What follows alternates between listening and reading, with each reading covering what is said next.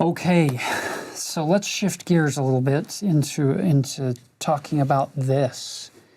It's a very little book, and it was published in 1835. This is a replica copy of the very first hymn book of our church. That assignment or that responsibility was given to Emma to compile those hymns based on her upbringing as a good member of the Methodist Church, and those hymns that she knew and loved, as well as getting additional hymns from other people. And so 5 years later, we get our first hymn book.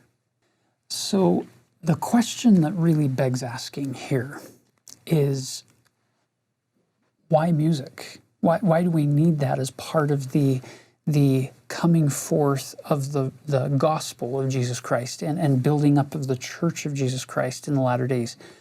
What is the role of music?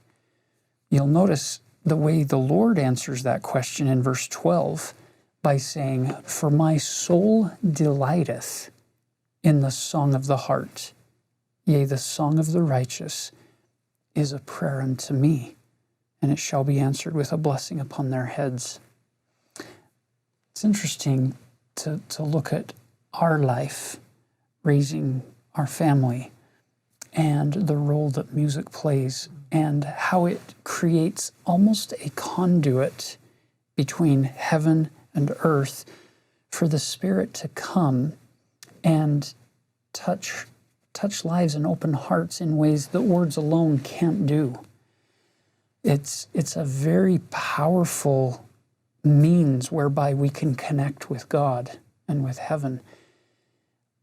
When I first arrived in Brazil in my mission, I was blessed with one of the world's greatest missionary trainers.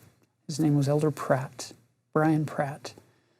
He was a zone leader, and we were living in this suburb of the capital city of Paraná in Brazil, in Curitiba. We were out in Tarumã and Bairro Alto. And about 3 days into the mission, we needed to go up to the chapel at the very top of the area. And because he was the zone leader, he needed to get the numbers reported from the other missionaries in our zone. And he told me I could go into the chapel and either study or play the piano.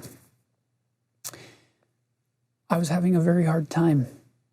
Those first 2-3 days of my mission were very, very hard for me as far as trying to get used to this mission life and the food and the living conditions. It was very hard. I went into that piano and I started playing hymns. I started singing them to the best of my ability in Portuguese, as well as mixing in some English. I poured my heart out to the Lord in ways that I had tried before in the previous 2 to 3 days, on my knees or laying down in bed or sitting at the table or studying at my desk. I had tried to pour my heart out, but I wasn't feeling as connected as I knew that I needed to. It was in that moment when I'm sitting there at the piano for 30, 40 minutes, pleading with God through music, that I felt that those prayers were being answered.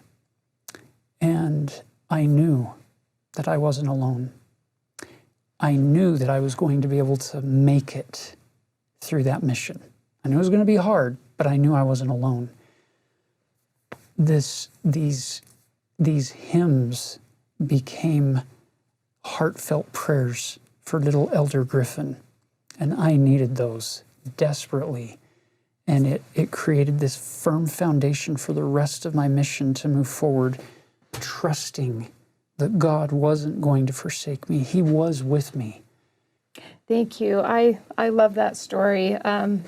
Made me think for a minute about our little Alicia on her mission, and some of the sweet experiences she's had with the Lord helping to sustain her through those times of difficulty.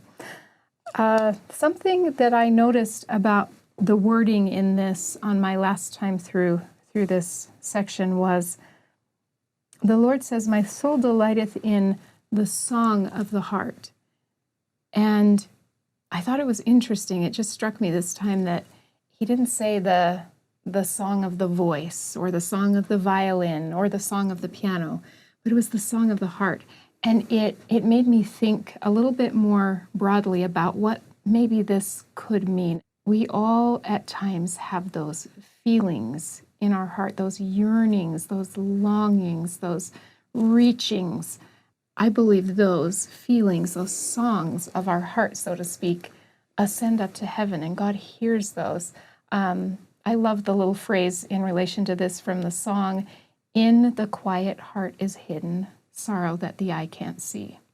And also the phrase from another hymn, "And Jesus listening can hear the songs we cannot sing."